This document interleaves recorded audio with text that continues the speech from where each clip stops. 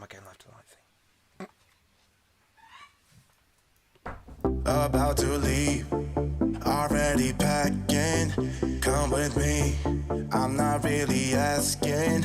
We'll get away to a place where we don't know. About to see the world in action, what we can be, life with no distractions. We'll get away, this is what we waited for. Take my hand, we'll make it somehow. We can't miss out. I'm done living life with the lights out. Die with my own doubts. Be free with me. Let's be free with me.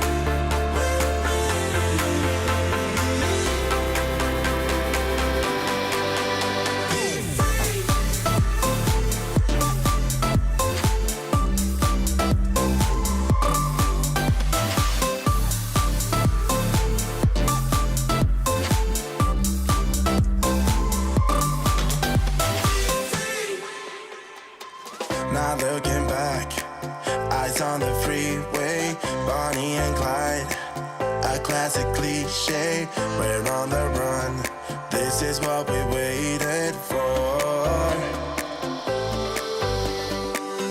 Take my hand, we'll make it somehow. We can't miss out.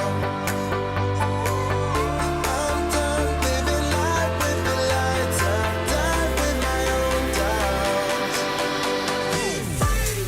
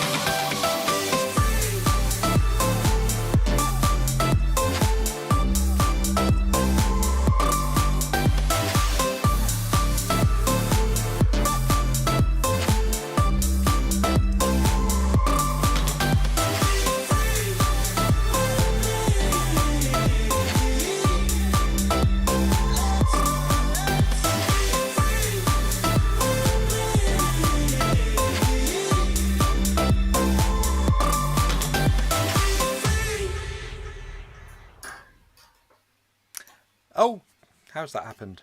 There we go. I knew that was going to happen. Good. Good evening. Nice to see you all. And I'm joined this evening by Craig on that side.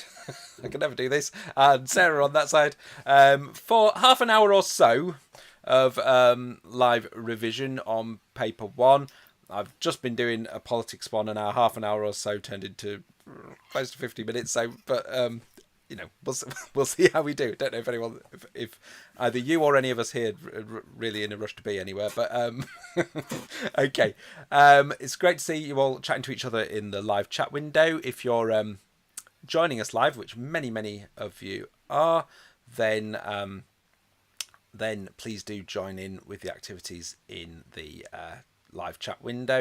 If you're watching us on catch up, then obviously you can't join in with the activities, but you might be able to pause the video and have a little longer to think about some of these activities. It's going to be a range of activities that we look at in order to check what you know, what you remember, and some of the debates and discussions about all different aspects of the sociology of education from paper one. So without further ado, Craig's going to take us through a 5, 4, 3, 2, 1. Here we go. Thanks, Duncan. And just noticed in there, so like Rachel says she's missed the politics. You can always watch it on catch up. Absolutely. I didn't miss the politics. I came in for the last 10 minutes of it because it was overrunning. Okay, 5, 4, 3, 2, 1. What we're going to do is get you to identify 5 of something, 4 of something, 3 of something, 2 of something, 1 of something. They are all linked to education. Let's see the topics that we're looking at today. Okay, so we want you to identify 5 in-school processes that impact on educational achievement. That can be across class, gender, or ethnicity. 4 out-of-school factors that impact on achievement. Not quite sure where I've put a question mark there, but yes, there are. Sorry, that could go across class, gender, and ethnicity. 3 in-school factors that might shape identity. That one might be a little trickier, but we can have a little chat about that after. And 2 sociologists who are critical of marketization, and 1 way school mirrors work. A big favourite that they like to ask on the AQA paper. You have 2 minutes. Let's go. Just put your answers in the chat. I can see some people coming through. 4, 3, 2, one internal racism, ideal student, and subculture from Gaming Boy. What on earth is a school mirror? No, it's the way school mirrors work. Well, how does school look like work? Zoe's coming with labelling, ethnocentric curriculum, peer pressure, subculture, setting and streaming. Good. Jenny's coming with labelling, setting, streaming. Oh, it's gone right up there straight away quickly. Go it. Somebody's mentioned as well, hidden curriculum. Lots of really good answers coming through. Correspondence principle from Alex, cultural deprivation, material deprivation. Lots of knowledge coming out in this we're only about a minute through. Okay, so teacher racism, Mercer, ethnicity labels, Archer, stereotypes, subcultures, setting and streaming. Lots of people getting the in-school processes.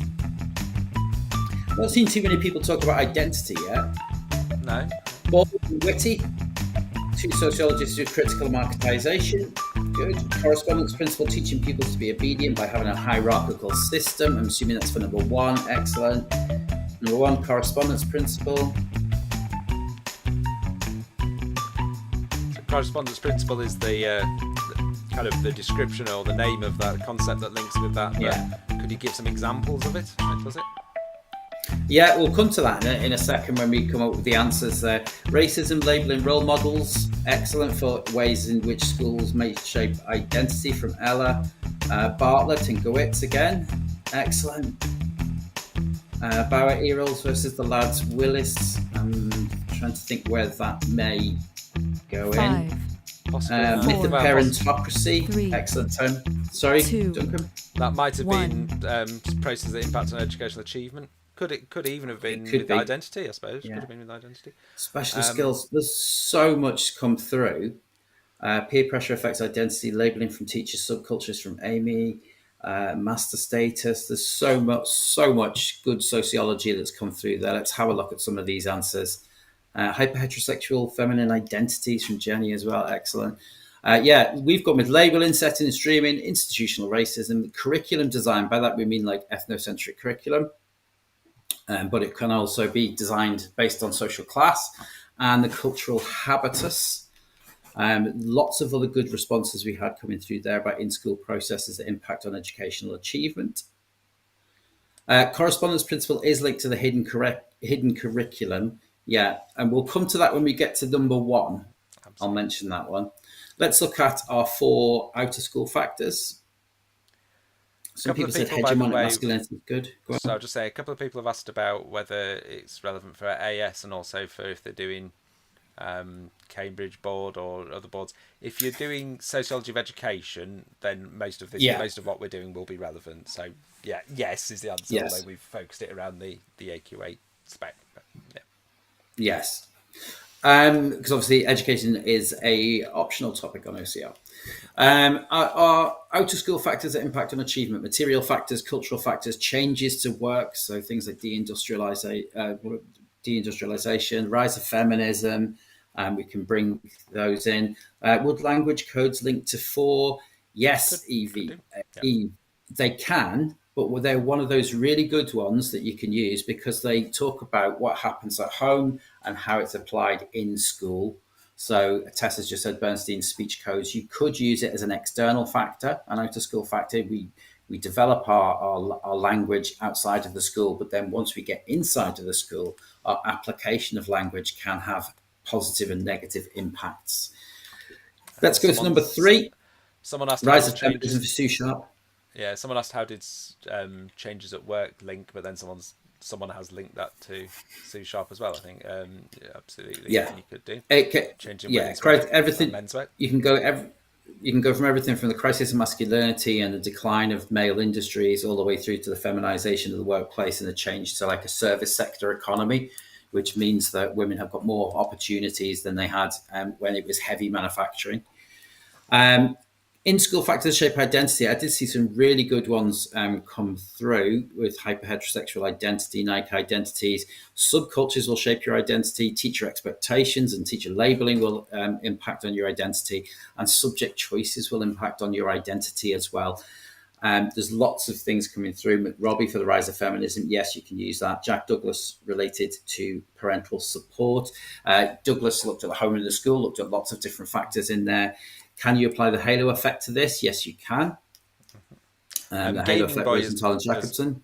Gaming Boy has asked a few times, can socialization be an example of an out-of-school factor? Yes, definitely. Yeah. And again, that's another one where the way in which we are socialized into gender roles outside of the school is then either reinforced or rejected inside of the school. So you do have, that's a really good one. We mentioned at when we were doing the Great Booster Tour about the ways in which the external influences the internal, and how that's really higher order evaluation, higher order analysis. So you can use that. A few people have asked what the halo effect is. The halo effect is the idea that because of somebody's appearance, their attitude, their accent, the way they present themselves, that they are given a very positive self-image by teachers. So the idea of it's a positive label that's attached, and they'll probably achieve higher than they would have normally. It's the idea of what the teacher believes, what the teacher perceives the student believes. Okay, and that was Rosenthal and Jacobson, and the Pygmalion effect, also known as the halo effect. Okay, two sociologists of critical marketization. It's a long first activity.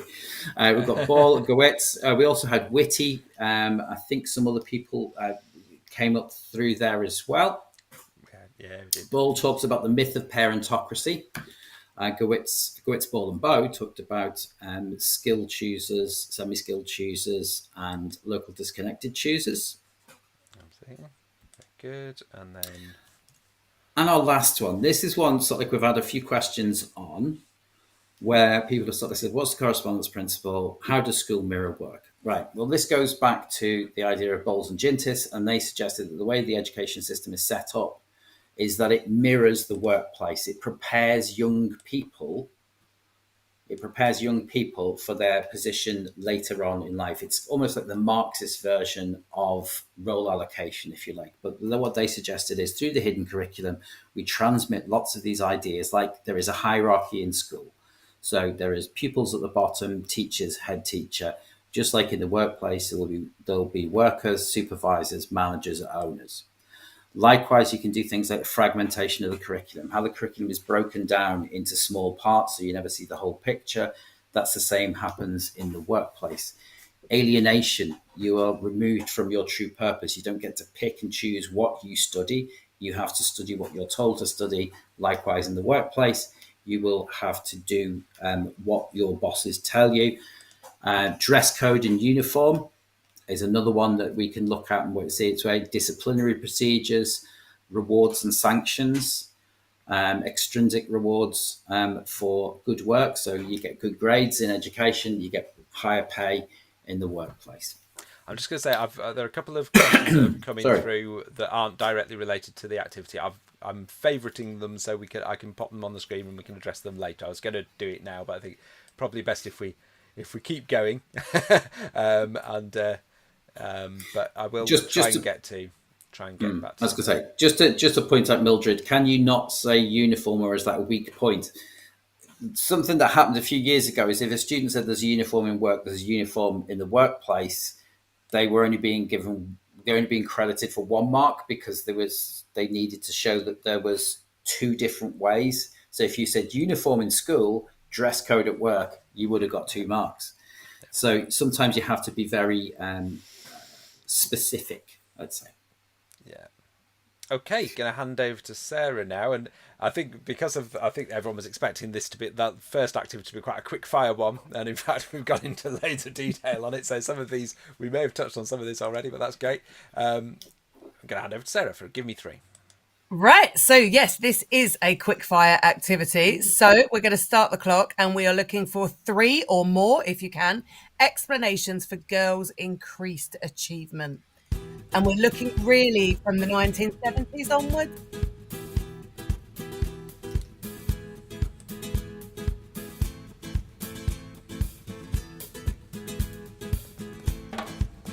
Brilliant. Some good answers coming in already. Fantastic. Nice mix of external and internal.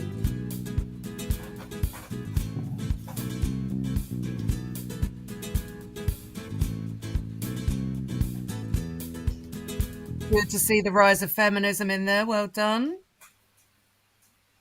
Quite a really brilliant variety, actually, of answers here. Programs such as Gist and Wise mentioned in there, possibly things like bedroom culture. But if we're thinking about why did things suddenly start to increase for girls from the 70s onwards, we might want to be a bit more specific to things that have changed. Feminization of the curriculum, lovely. Female role models changing aspirations. We've got the Equal Pay Act in there, which is really important. Teacher attention, teacher attitudes.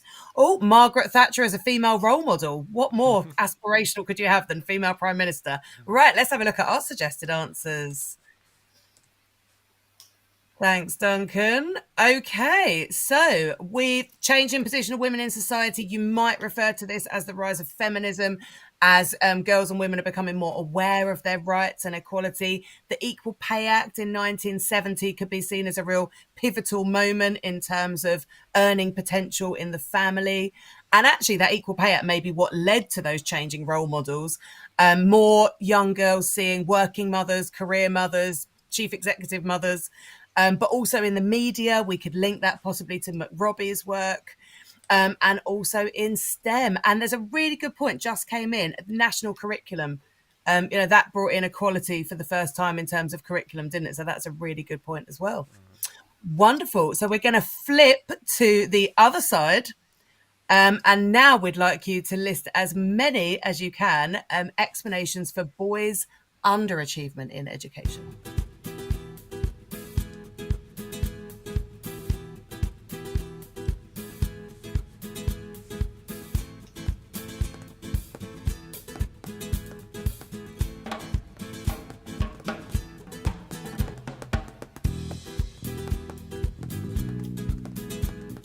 Fantastic answers coming in. Well done. Keep them coming.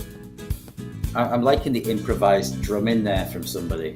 Somebody's drumming away. Sorry, that was me. Yeah. You've got the beat, Duncan. That's it. Brilliant. So we've got the feminization of education, brilliant. Lack of male role models in education, crisis of masculinity linking to deindustrialization. And we're talking that kind of same era, aren't we? 70s and 80s onwards. Nice study as well. Overconfidence of boys, looking at Becky Francis's work. Well done, Eve. Peer pressure. Habitus and Nike identities. That's really nice because talking about working class boys specifically. Some kind of Tony Sewell kind of ideas about father figures and socialization. And of course, globalization linking back again to that detraditionalization. Brilliant. Shall we have a look at our suggested answers? Although we've had an amazing selection there. We've got deindustrialization and, of course, that crisis of masculinity that Mack and Gale talked about in his work. We've got teacher labeling and those stereotyped expectations. I like that study by Abraham where he asked teachers to describe their ideal boy and ideal girl, found that, sort of polar opposites in terms of what was being described. And, of course, the feminization of education, something that Tony Sewell's quite a big fan of. Talking about. Brilliant. There's just a quick question in the chat list, and how is globalization linked to this? And the quick answer to that is the deindustrialization that we've got as point one there was as a result of globalization. So if you think of that chain of analysis, globalization led to deindustrialization because of the ability to kind of manufacture abroad. And that's what led to manufacturing jobs being exported away from the UK. Yep. Wonderful. Absolutely. Sorry, I was just someone had put Mac and Gale in the chat window. I was just saying it is Macan Gale, it's one person. Just say It's one person. It's one of those things I occasionally pick up on. It's a chap called Martin Macan Gale. Okay, lots of interesting ones there. People made an interesting point there that why does the deindustrialization have this effect? Because surely when people did have a guaranteed sort of job in the kind of manufacturing sector, you didn't really need qualifications for that necessarily. So why does it have that impact? And that's a great evaluation. So you can you can absolutely consider that issue. Yeah. Okay, we're going to have a look at some results now, some attainment data. I'm going to look at ethnicity, and we're going to look at some ethnic groups. And I just want you initially to say whether the next ethnic group had a higher or lower attainment 8 score in 2023. So that's like the kind of average GCSE point score, essentially, across a number of subjects.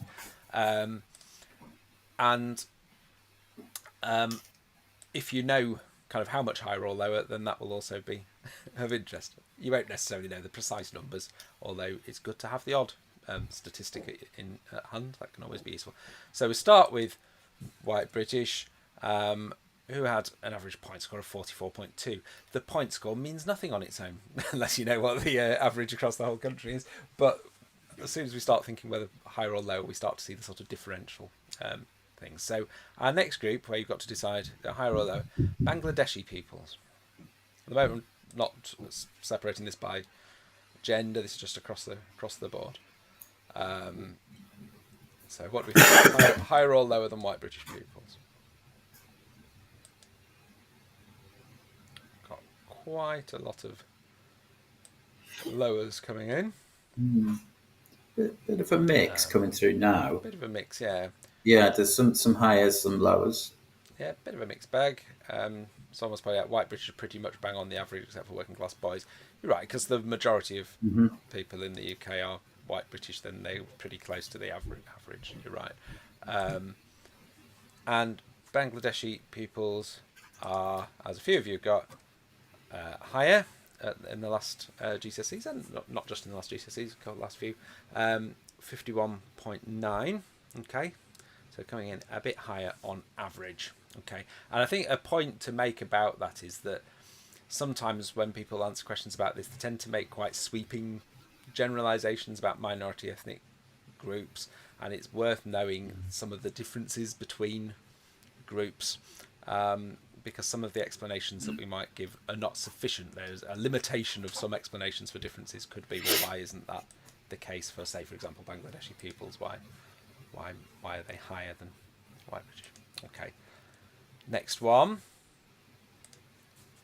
is Irish traveller students. So higher or lower than Bangladeshi. Yeah, and someone was saying there, you can't really say Asian. Absolutely, it's very. I mean, obviously, that is a category that's used in the statistics, but it's so broad that you want to drill. You want to get deeper into the data than that. Yeah, the better students, the students who are sort of like pulling out A's and A stars, are being very specific about ethnic groups and tying pieces of research into those as well. Yeah, lots of people saying lower, and a couple of people saying somewhere in the 20s, and absolutely you're correct, is lower, and it is in the 20s. It's not the lowest group, but it is low. You might want to think about some of the potential explanations for that, sociological explanations for that, and so if you want to have a think about that in the chat window, you can do. But let's have a look at the next group. I think we know which way we're going from this, but maybe anyone want to sort of speculate how much further? So people say it's got to be higher. Yeah, it is going to be higher, isn't it? How much higher? Where are we going to go? Higher than Bangladeshi?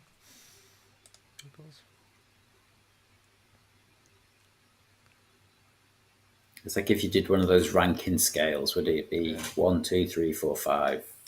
Where would they be? Yeah, people going maybe the highest group, maybe in the 70s, people going 60s, 70s, 80s maybe. Let's have a look. It is higher. It is in the 60s. I know people who are going around 67 or something. Well done, very close. Absolutely. So it's one of the highest performing ethnic groups. And again, we can have some discussions about why that might be. I've seen a couple have already suggested in the chat window about parents, but again, we could discuss some of that. And next one, Indian peoples. So someone in there, I think, has said Indian and Chinese are the highest, but can we sort of tease out the difference? Is it going to be higher or lower than the last one? And if so, where? Getting a mixture. Some people are saying lower, some people are saying higher. Shall we have a look? It's a little bit lower. Well done, Margaret. Got very close to your 60. Yeah, 61.3. Okay, so the key thing to take away from this is not that you would necessarily know the exact percentages, is to be able to talk about quite specific ethnic groups and the differences, but also to be able to think about what's happened quite recently. Some of the textbooks may well talk about trends from maybe up to 10 years ago now, and it's useful to know that some of those have changed in that time. It's not necessarily a sort of constant trend that the same groups always do very well and the same groups do badly. Okay, just as a little plug, as Craig's here, you can get the education stat pack off Tutor2U. It's free. Go on the Tutor2U website, and you've got all that data in there, so it's worth having a look and have some of those most recent data at hand. It's always great. Okay, 60-second challenge. Right, this is a great one for your key terms and your key theories. So you're going to have letters on the left and numbers on the right, and we're looking to match up the key terms with their definitions. Okay. Are we ready? Oh, I bet if that's on your phone, that's going to look small, isn't it? Okay. Shall we set it off? Yeah, shall we set the timer Shall we off? start the clock? Yes. Absolutely, let's go for it.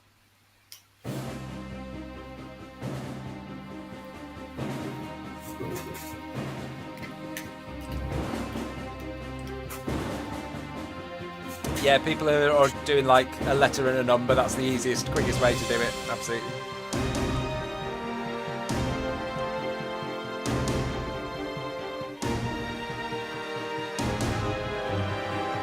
Well done, lots of answers coming in.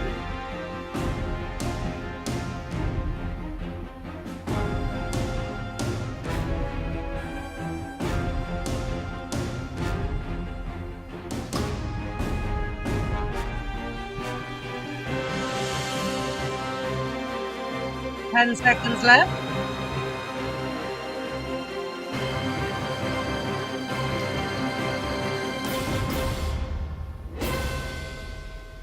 Okay, time up. Well done. I've seen a lot of A5s, which is good. Seen quite a few B3s. D6 has come up a few times. Right, I think it's probably time to reveal the answers then. Fantastic. So we've got Marxist legitimizing or believing that education legitimizes class inequality. Patriarchal conditioning should have been linked with feminist. Lots of people got that one right. Well done. March of Progress would be your liberal feminists. Remember, they're the most positive of our different feminist groups. Ideological conditioning, Althusser, or Althusser, if you pronounce them differently. Contested debate. Sue Sharp, in terms of changing female attitudes, really good if you're writing that question about girls changing achievement over the years. Sifting and sorting, that's role allocation, Davis and Moore. Meritocracy, that system of rewards, is actually a really nice phrase if you're trying to define meritocracy well. And of course, the new right worried that too much compensatory education or too much welfare could lead to a culture of dependency. Brilliant. Okay. Well done. Yeah, it's a bubble quiz now. Excellent. It was good to see people answering other people's questions. Maddie asked about who sociology said girls achieve better in school, and then James has answered with the correct answer. It was Angela McRobbie. So our bubble quiz, we are going to look at some educational policy now, and these are the ones I think that sort of like everybody goes, oh no, not policy, please, not policy.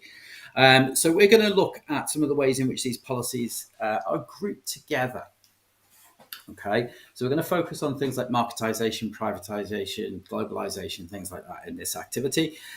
Which of the following educational policies have given more choice to parents? Is it A, expansion of faith schools, B, open enrollment, C, publication of Ofsted reports, and D, introduction of free schools? Just to remind you, if you've not, or just to remind you, it can be more than one correct answer. There can be between 0 and 4 correct answers. If you've not played this before, just put the letters in that you think are correct. Which of those gave more choice to parents? Expansion of faith schools, open enrollment, publication of Ofsted reports, and the introduction of free schools. Lots and lots of people saying all. We have got a few suggestions of specific ones, but I'd say probably more saying all than... Yeah, let's reveal them. Well done. All was correct. Expansion of faith schools, right? It's an interesting one because obviously it happened under New Labour, but there's lots of proposals that are being put forward at the moment, or certainly hints that are being put forward by the Conservatives at the moment about, maybe we should expand faith schools. There's some debate over that. But Gillian Keegan, who's the Secretary of State for Education, was recently talking about sort of like how people who go to faith schools do really well, and parents should have more choice to allow their pupils to go to faith schools. Question number 2. Which of the following policies aim to tackle inequality in education? Widening participation policies, that targets universities, aim higher, formula funding, or EMA? Open enrollment is the idea that schools could select from outside of their catchment area. Somebody's just asked that question. Yeah, so parents could choose, as well. Yeah, parents could choose a broader range of school. Yes. In theory. In theory, yeah. Yeah, it's always more limited than the policy sounded like it would be. So lots of people going, following policies aim to tackle inequality in education. Lots of ACD, BCD. Just have a think about C. I'm just going to throw that out there. Did it tackle inequality? EMA is Education Maintenance Allowance. Education Maintenance Allowance was around about £30 that was paid to pupils from, let's say, pupils whose parents earned under a certain amount of money, for them to stay in education between the ages of 16 and 18 when it was the school leaving age was 16. Okay, lots of answers coming through. Yeah, widening participation policies. Lots of universities have operated widening participation policies in the last few years, looking to engage students, particularly those who are deemed to be from backgrounds who don't traditionally go to universities. Aim higher was a policy that was centred largely around London schools and looked at promoting ethnic minorities to go to university, particularly focusing on Black Caribbeans and Black African pupils. Formula funding, no, it didn't tackle inequality. In fact, it probably created more inequality, I would say, but between schools, not between pupils. And EMA, of course, did. Sam has just said the government introduced funding formula to reduce inequality, but it backfired. It did backfire. Yeah, I mean, that's depending on your theoretical position. Yeah, that's an interesting one, isn't it? Because the sort of marketization, its principal purpose wasn't to reduce inequality; it was to increase standards. But I guess they felt that was increasing equality of opportunity, in a way. That was. I'm not saying that's what it achieved, but it was part of what the rationale behind it. Yeah, I mean, you could say that any of these sort of like with the idea would be to promote inequality, whether actually to promote greater equality, rather than making it fall down. Which of the following policies promoted competition between schools? Formula funding, league tables, open enrollment, and Sure Start. So lots of people going ABC, AB, ABC, ABC, ABC, ABC. That one's pretty quick. Yeah. Each of those introduced at various stages after the Education Reform Act. That's question 4. Which of the following policies were influenced by the process of globalization? The horror question. that everybody looks at. Expert teachers, compulsory English and maths resits.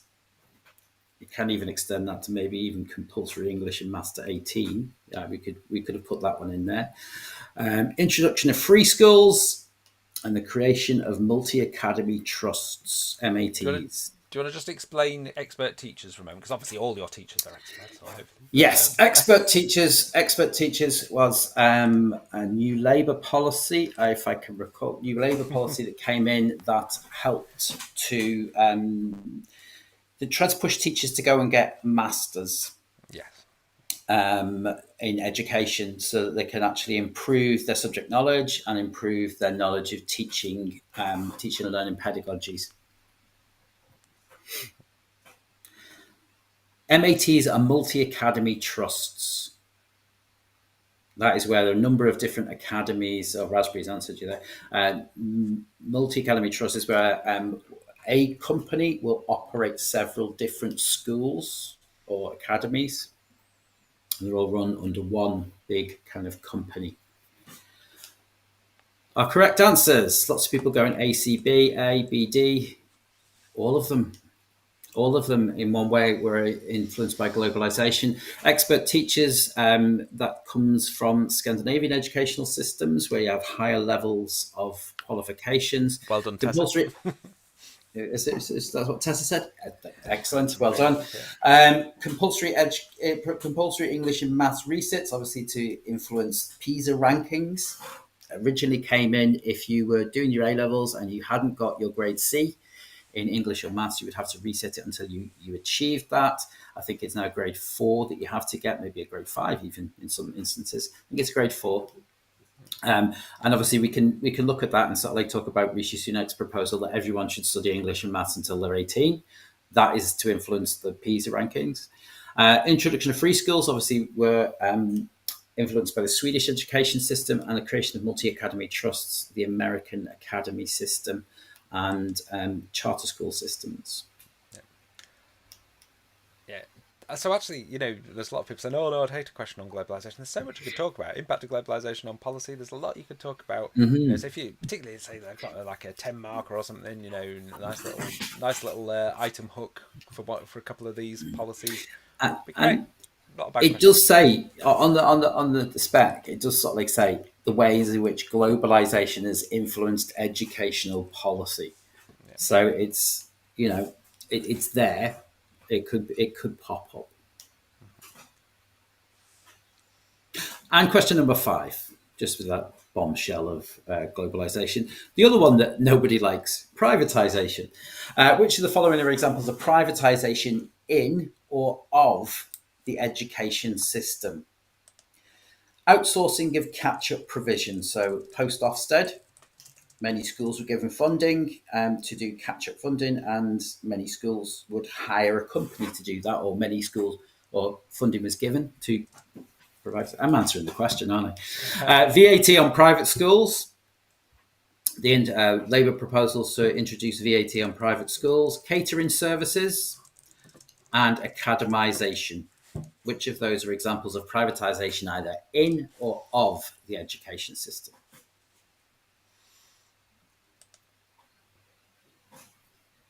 When did this become business? Well, that's a good question, Janie, because education system should never have become a business, but clearly it has at some point. Alex has gone VAT on private schools is Labour, so no.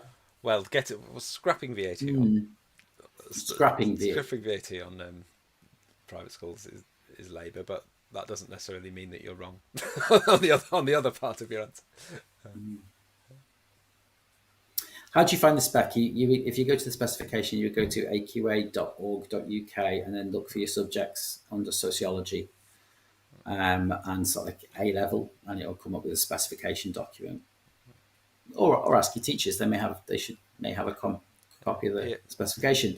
Exogenous privatization is a nice concept. Oh yeah. I think this one's thrown quite a lot though. Let's see. The answer is everything but VAT on private schools. That's an example of a policy that is going to impact on private schools, but it's not privatization. Okay. Can I explain all of these? Okay, excellent. Yeah, I can. Outsourcing and catch-up provision. So, following the COVID pandemic, lots of schools were given additional funding to catch up pupils who had fallen behind. There were a number of companies that were assigned contracts by central government to then go and provide this catch-up funding.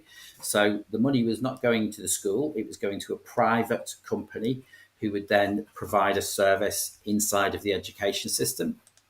The effectiveness of those can be debated. Catering services, the idea is that instead of your school providing your catering services, many of these will be provided by private companies. So again, the money that the school gets for free school meals, or the money that the money that the school takes off you for your lunches, goes to a private company. And academisation, of course, this is where private businesses became involved in the running of a school. So this can be an example, let me get this right, of the privatisation of the education system, whereas the other two are examples of privatisation in the education system. I think it was Pierre earlier on who said, aren't academies essentially like private companies? Yeah, they in fact not just like them, they are them, although they're not for profit. But yeah. Ava's got a good example there. A catering service is the same as colorisation, yes. Colorisation is the idea that we bring in, it's a far more extreme example, I suppose. It's a far more visible example if you bring in all these vending machines and all that money's going elsewhere out, or these big companies are coming in. Often, many pupils won't know that their catering services are provided by by a private company, whereas colorisation is a little bit more obvious that it is. Yeah. Okay. And some good things in there. People are talking about the Excellent exogenous and endogenous privatisation and all that kind of thing. Lots of exciting stuff there. So it's worth, if any of this was like, I'm not totally sure about this, do go back over this. You've got plenty of time. Kira's asked, can you explain the difference between marketisation and privatisation? So I'll let Craig go on. Oh no, I was going to let you do it. Marketisation is the idea that you introduce market principles to the education system. So you give parents and pupils more choice over where they go to school, and you also give them more information. You give them more information about where they're going, about the schools. So things like Ofsted reports. This is all creating an education market. Whereas privatisation is how private companies are providing a service that used to be provided by the state, that used to be provided by centralised government. Is that what you would say, Duncan? Absolutely, yeah. Often they cross over. Yep. Absolutely. It's quite a lot of the examples of privatisation, you could say, are also examples of marketisation, like academisation and things like that. Just to talk there, exogenous and endogenous, that is in and of the education system. They're terms that are used in one of the textbooks. Talk about exogenous privatisation and endogenous privatisation. Essentially, it's privatisation of the education system and privatisation in the education system. Yeah. Someone said they were confused about A. So things like, for example, the national tutoring program, or it's anything where something from outside the school is brought in, a company from outside the school is brought in. Could be, tutor all manner of organisations. It can be some support in those. It can be any kind of computer programs that were bought to help students catch up. There's so many. Absolutely. Over to Sarah for we've got a couple of categorised activities. I think these are going to finish us off today. Yes, two activities. They're both 60-second categorized challenges. These are really useful because you need to make sure you can differentiate between these terms, particularly because these are the kind of things students sometimes trip up on. If you get a question about internal, but you write about external, or the other way around. So we're going to take 60 seconds and you've got to decide which of those 8 factors there fit under internal and which fit under external. Sorry, I'll start the clock going. Thanks, Duncan. Oh, and it's the dramatic music again. Very dramatic.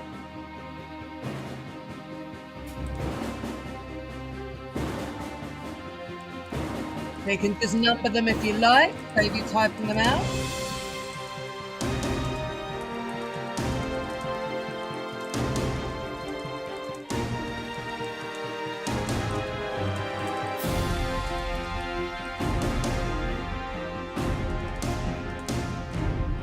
Well done. Lots of contributions coming in. Well done, Katie, Janie, Dana. Well done.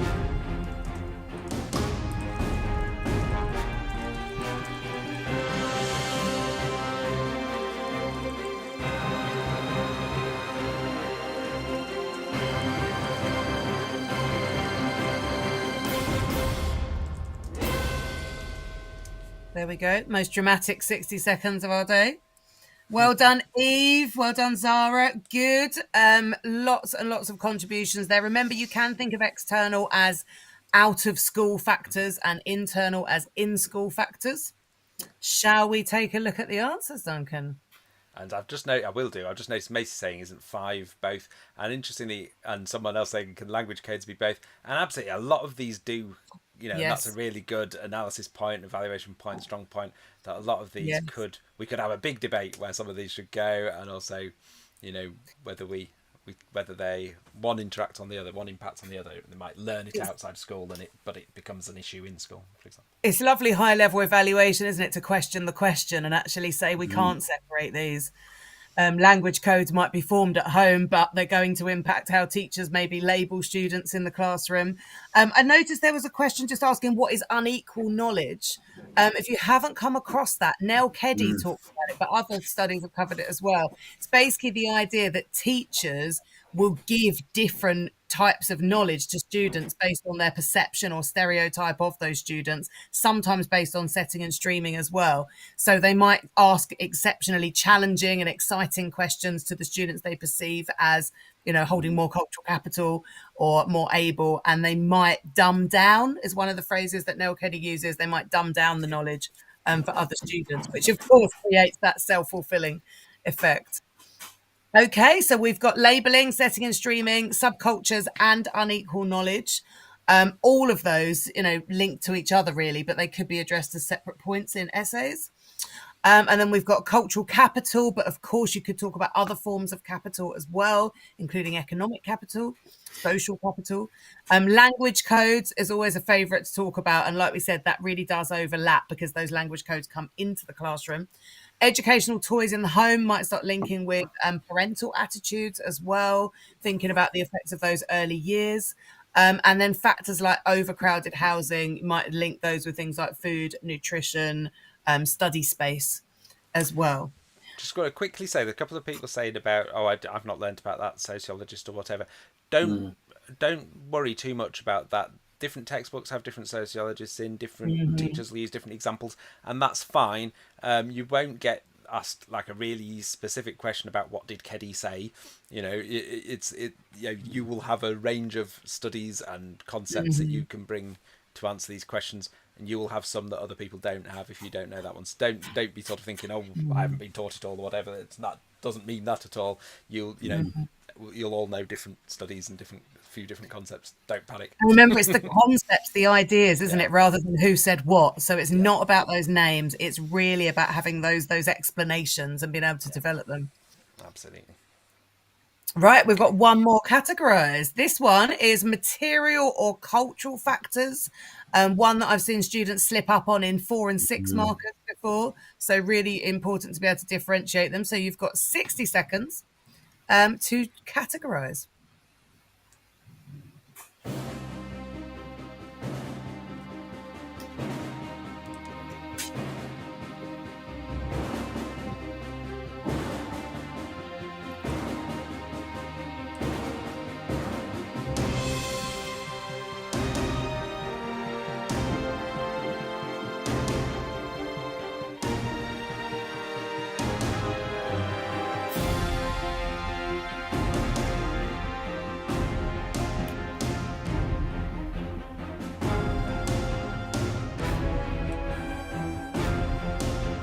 Plenty seconds left. Lots of brilliant answers coming in.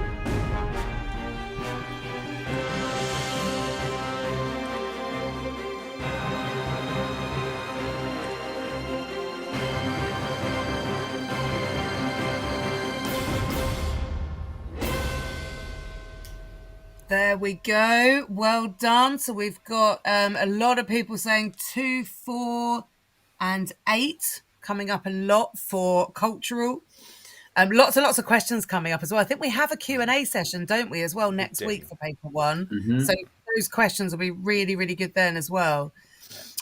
So shall we have a look at the answers? There we go. So lots of material factors. Good nutrition, as we mentioned just now, paying for extracurricular clubs, not always just the cost of the club, but the cost of the equipment or the transport there as well. Purchasing school uniform, something that some schools are doing a lot to address, and other schools, have incredibly expensive food tech aprons and things. Overcrowded housing, of course, affecting study space and quality sleep.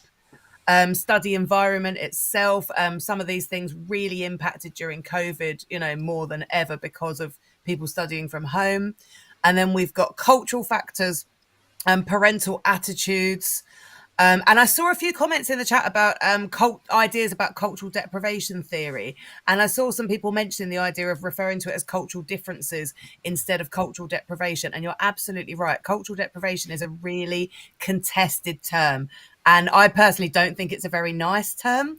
It's a theory we can refer to, but we can evaluate that by saying that it is contested and it's potentially quite a prejudiced term itself. We've got language code, the same, talking about elaborate language code and then talking about restricted code. But if we start to say that restricted code is due to things like poor socialization, we're on the edge of that kind of judgment as well. So talking about cultural differences in language as well.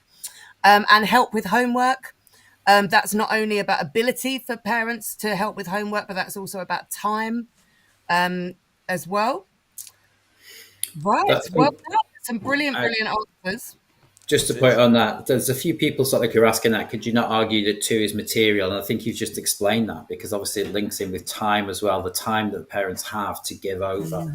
So you can, and that's a really good way of analysing this idea that many of these are connected. Yeah, and a lot of things that might seem cultural, you could make a really strong argument that they're actually material. Things like that immediate and deferred gratification type argument. It's like, well, why might people be present time orientated? Because because of different material experiences. You might need some money. You might need to get a job straight away, and not. So a lot of things that are presented as cultural, you could make a strong argument that they are material. I did say I'd try and have a quick look at a couple of these questions. As we definitely said, we are going to do the Q&A. Saying going to do a Q&A. Is that next week or is that? Yeah, next week, 5:00. Next week, 5:00. Same. Yeah, we're going to be doing the sort of pre-paper one Q&A. But we have got just a couple of questions. I'll just bring them on really quickly. We have overrun massively, so these are going to be speed answers. If you want longer answers, come along next time. Because AO3 comes from analysis and evaluation, do we both? Yeah, do we need both? Sorry. What were you going to say? Yes, we do. I'm just trying to. Some people are going, what day next week? And it's going this time next week, the 15th of May. Same time, same place. Yeah, because AO3 comes from analysis and evaluation, do we need both in a paragraph, or is one or the other enough? If we're talking essays, 30-mark essays, I think you'd want to see both, wouldn't you? You don't want to try and hit everything in every paragraph. Should be analysing all the time, and then obviously your essays, the question is evaluate. So, you want to be evaluating throughout your essay too, because that's what you've been asked to do. So that would be my answer. Everyone agree? Yeah. Both. Yes. Both. Yeah. On the 20 and 30s, yes, analysis and evaluation.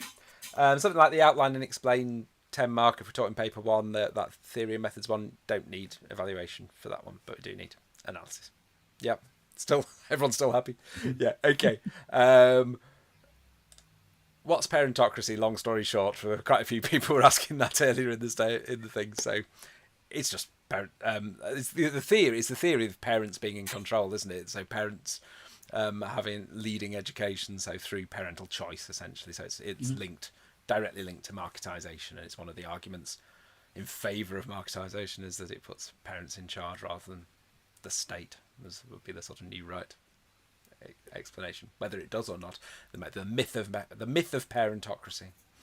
There's a thing to consider. I'm going to do the hardest one last. So this one is a very quick answer. Don't pick them up. Just know the trend. You don't have to put the specific statistic. You don't have to know the specific percentage. But if you know the trend, if you know whether somebody is achieving above or below the national average, just state that. The idea is examiners will have an idea of the trends. If you said something like, 90% of working class boys achieved 5 A star to C grades, they're going to know that's wrong. Yeah. So if you know the trends, just put the trend in and say they either underachieve or overachieve. Yeah. If you think you know, by all means have a go, because you won't be down marked for, getting it wrong if you think you've remembered a stat. So if you think you've remembered, that, I don't know, a particular percentage or something, then, in the same like trying to remember it, if you think you've remembered someone's name but you're not 100% sure, go for it. You might get, you might be right, and in which case you get credited, but don't make it up. No point. No, literally no point. You won't gain anything by making it up. Last one. Obviously we'll do this perhaps next week, but just a very brief, I know Evie, you asked a few times through the sessions, I didn't want to ignore it. I mean, it does depend a little bit on what the question is, doesn't it? But essentially, for most people, and some teachers advise slightly different things, so I don't want to say anything. Basically, go with what your teacher said. But I would probably have a short introduction, a number of evaluative paragraphs, nice, meaty, thick paragraphs centered around a key concept with some evaluation analysis, and a short conclusion that directly addresses the question. Essentially, that would be what I say. The actual structure within that might depend on what the question is. If it's like evaluate the view, then you need sort of paragraphs on each side of that view. If it's evaluate the importance, it's going to be a bit different. It just depends a bit on what the question is, really. But anyone got anything to add to that? We can say more next week. Creating that debate, so you've got that sense of debate and discussion throughout the essay. So when you see the question, identify the debate and plan your answer around that, so that you've got that sense of a balanced consideration. Yep. I was just going to add, because we've been doing these exam question walkthroughs. I've literally doing the 30 markers for crime and education tomorrow, so they will be out on Tutor 2 in the next week. And somebody said there was a Tutor 2 video that talked about juxtaposition and explicit evaluation. I don't think that we've done one. It might be somebody else. You get a bit confused. They might have seen one from a grade booster potentially. In the 30, I was going to say in the 30 mark walkthroughs that we'll be releasing for education and crime, I do go through how to make an evaluation explicit. Yeah. You basically, you don't want to juxtapose it, but what you want to do is you want to make it explicit. Juxtaposition is basically just putting 2 points together, but without linking them. There's two different explanations placed side by side. They're not an evaluation. It might be better as a separate point in your essay. Yeah. Okay. I think that's as much as we've got. Where can you find this new video? It will be on the Tutor to You channel as soon as I have recorded it, and as soon as Duncan and other people have watched it and made sure I haven't said anything silly. And then as soon as it gets the okay and somebody presses a little button in the YouTube headquarters. It will be on very soon, yeah. I think that's going to be us for today, but we will be coming back next week. That will be more of an answering your questions type of a session. I think that's right. I hope I've remembered what's coming when, but I believe that's right. And people asking want more stuff on theories and things like that. Absolutely. My only other point on the essay structure would be focus on the question. Make sure every paragraph is answering the question. Okay. So if you feel at any point you may have gone off on a bit of a tangent, try and think, how can I bring this back to the question, and make sure that you do somewhere in that paragraph you're directly addressing what you've been asked in the question. Okay. On that note, we'll see you next time. Next week. All right. Yeah. Thanks very much, guys. Bye. Well done, everyone. Cheers. Lots of great answers. Well done. Pretty good revision.